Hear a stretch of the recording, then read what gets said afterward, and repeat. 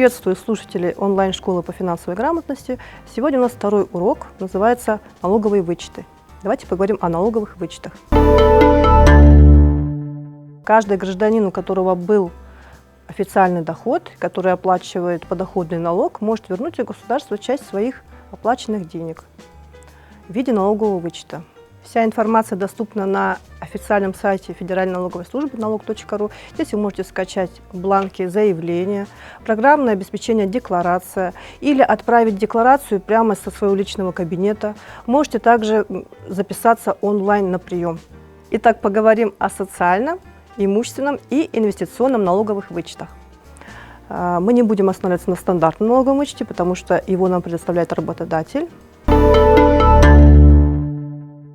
Социальный налоговый вычет позволяет нам вернуть до 15 600 рублей ежегодно. Это в том случае, если у вас были платные услуги на сумму, не превышающую 120 тысяч рублей в год. Чтобы получить социальный налоговый вычет за медицинские услуги, вам необходимо предоставить справку 2 НДФЛ от работодателя или скачать в личном кабинете на сайте налог.ру, заполнить декларацию 3 НДФЛ. Это тоже доступно на сайте налог.ру. Вы можете скачать программное обеспечение или оформить онлайн прямо с личного кабинета. Также вам будут необходимы следующие документы: копия договора, справка для налоговых органов, которые выдает медицинское учреждение, квитанция, чеки. Если вы оплачивали услуги за своих родственников, предоставьте копии подтверждающих документов.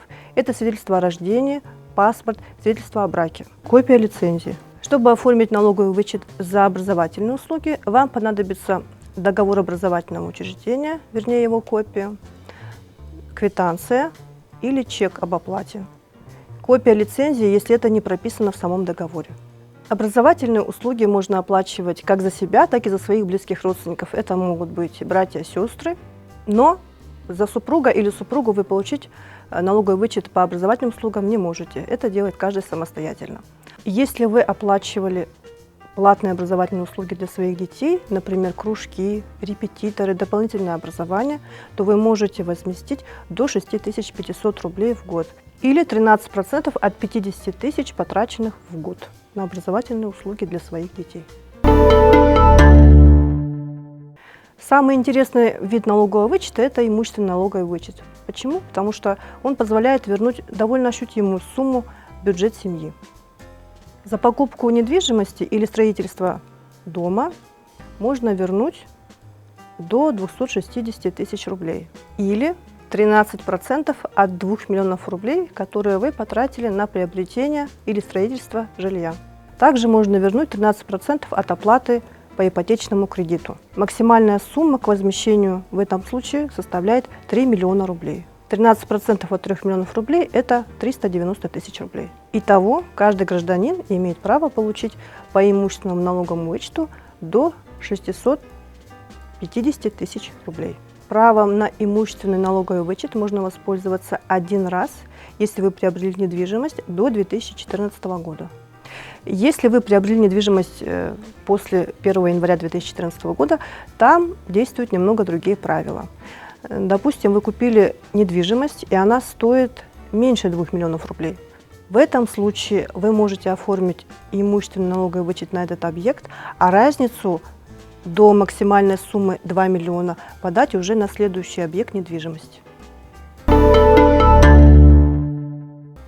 Очень интересный налоговый вычет, который существует с 1 января 2015 года, это инвестиционный налоговый вычет. Что это означает? Вы открываете брокерский счет, который называется индивидуальный инвестиционный счет.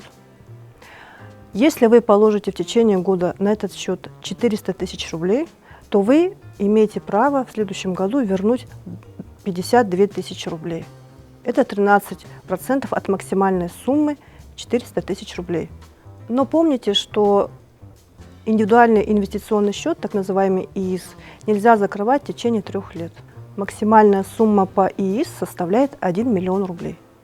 Итак, ежегодно можно вернуть 15 600 социальный налоговый вычет за медицинские услуги, за образовательные услуги, за благотворительность, за страхование. 6500 за образовательные услуги на своих детей, 52 тысячи за пополнение индивидуального инвестиционного счета, а также можно воспользоваться имущественным налоговым вычетом, который позволяет вернуть 260 тысяч за покупку недвижимости и 390 тысяч за выплату ипотечных процентов. Подготовку к подаче декларации лучше начать заранее. Для этого подготовьте отдельную папку, назовите ее 3 НДФЛ. В эту папку вы будете складывать все чеки, квитанции, договора на услуги, по которым можно возместить расходы. Например, я подаю налоговую декларацию в начале года для того, чтобы получить сумму налогового вычета к своему дню рождения. Итак, вы подаете налоговую декларацию 3 НДФЛ. Через 3 месяца закончится камеральная проверка. На 4-й месяц вы получите хорошую сумму, которая называется кэшбэк от государства. Это может стать хорошим подспорьем к вашему дню рождения или отпуску. Оформление налогового вычета может стать вашим первым шагом к финансовой грамотности. А если поступившую сумму положить на депозит или купить валюту, или пополнить свой ИИС, то это будет первым шагом к инвестированию. А также это возможность накопить свой первый миллион. Я благодарю вас за внимание. Также напоминаю, что под этим видео вы можете найти ссылки на все необходимые документы и изучайте сайт налог.ру. До новых встреч!